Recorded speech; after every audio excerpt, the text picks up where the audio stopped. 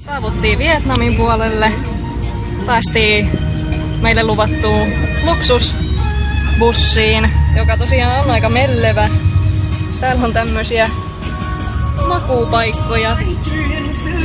Kuulkaa. Nyt kelpaa. Ihan käsittämätön. Täällä me roikutaan, kuulkaa. Toisessa kerroksessa. Telkkarista tulee jotain iskelmä. Kelpaa.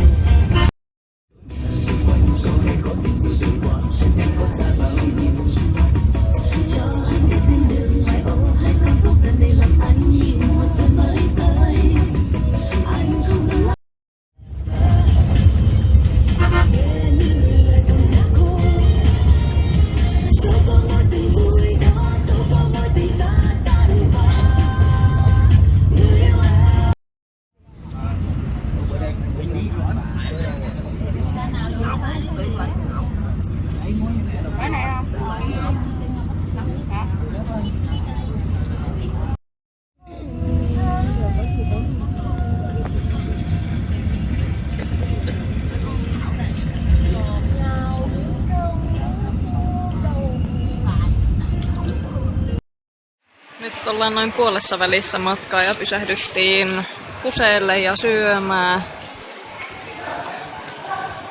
Katsotaan. Jännittävää. Milloin ollaan sitten Ho Chi Minissä? Se jääköön nähtäväksi. Ở đâu về? Có bán quẩy đó đâu. Toàn bánh bao chiên.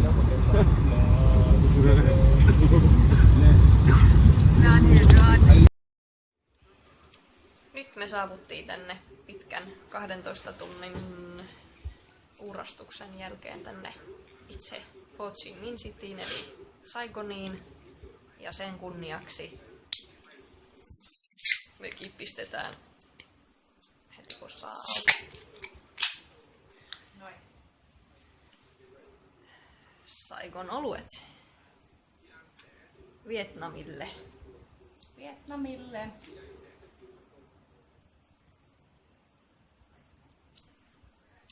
Joo, matkan piti olla 9 tuntia, mutta se olikin sitten tosiaan se 12 ja sitten oli kaikennäköistä pientä säätöä, niin